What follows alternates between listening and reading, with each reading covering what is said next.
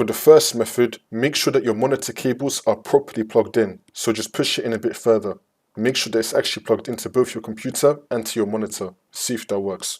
For the second method, you want to unplug the cables and then plug it back in again. See if that works. For the third method, if your monitor turns on, then you want to click on the button to turn it off and then turn it back on again. See if that works. For the next method, you want to go to search and type in display settings. Click on it. And now once we're on this, you want to click on the drop down and then select extend desktop to this display. Now you want to select detect. It's now going to try detect your other display. See if that works. If it does, then you want to select identify. See if that works for you. If your other monitor does appear, then you want to select it. After you select it, we're going to go down. Make sure that you have both your scale on the recommended option and your display resolution also on the recommended option.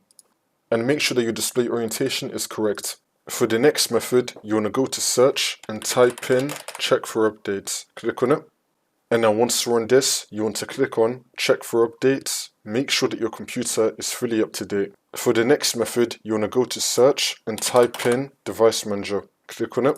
And now once we're on this, you want to expand display adapters. Now you want to find your graphics card. You want to right click on it and then click on update driver and then click on search automatically for drivers. Make sure that you have the best drivers for your device installed.